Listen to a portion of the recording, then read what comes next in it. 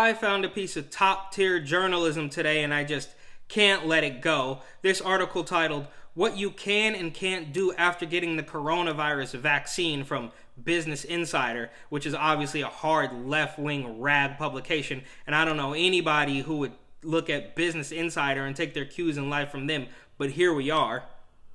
They give you the bullet points right up front. Getting a coronavirus vaccine isn't a free pass to pursue pre-COVID activities like not wearing a mask. Okay, so then what's the point of the whole thing? Why put yourself at risk of a vaccine that's 95% effective? It was rushed through. You don't know the side effects in order to protect yourself from a virus that has a 99.98 or whatever it is percent survival rate. I mean, we're already seeing the stories. 104-year-old veteran survives it. 102-year-old lady survives it twice. So what are we even doing? They go on. Because we don't yet know whether the vaccine protects recipients from spreading the virus to others, continuing to follow public health protocols against disease transmission is key. So just do everything we say. Wear a mask. Actually, wear 2 of them. Wear goggles. Wear a face shield. Get the vaccine, and you still might die in 2 weeks. This is absolute insanity. The vaccine also won't protect recipients right away. It won't protect a very small percentage at all. Oh, okay, so it doesn't work right away. So I got to come back and get the second dose, and it still might not work. So, I mean, somebody's got to be in that percentage. I mean, I'm not going to be the one to find out. I'm not getting 10 feet near this thing, but, you know, whatever, it is what it is. Business Insider says so. Vaccinated people can, however, begin to make plans for 2021 and look forward to resuming aspects of old normal as more and more people get vaccinated. I don't know about that. This article may go down as one of the stupidest things ever written. And then, of course, this is an important scientific step for the world as vaccines will become critical in the battle against COVID-19. Of course, this is science. It's all pure science. Even though it's rushed and the virus totally isn't that deadly even for a man who's 104 years old. But science, follow the science, okay? Of course. But getting the vaccine doesn't mean you can resume daily activities of pre-coronavirus living. So what's the point? I mean, somebody's obviously profiting from this. This is absolute insanity. I think people, this doctor, doctor, follow the science, Deborah Goff, I guess. I think people's perception is you get the vaccine and you're safe and finally can stop all the masking and social distancing and stuff. But that's not actually reality. These people want to talk about reality? Like, where do they get off? The reality is it will take time to learn how well, if at all, the vaccine protects people around those who are vaccinated. So just do it. I mean, you're basically a guinea pig and they're admitting it. This is absolute insanity. I don't know. There's really no better term for it. A vaccine is the first step to helping us return to pre-COVID normality. Well, you just said that a vaccine will not put you right back into pre-COVID conditions. So, I mean, these are paragraphs apart. How is this getting through an editor? How is this even happening? It's so bizarre. They say, is the big headline, or I guess the first thing that they state you can do, because you have to look to Business Insider and the rest of the left-wing idiots who are going to tell you what you can and can't do based on what they think is safe. Obviously, this is not about safety. It's about complete control and, of course, some profits. You can start to make tentative plans for the future. Experts, there we go, classic, they use those words. Scientists, experts, data.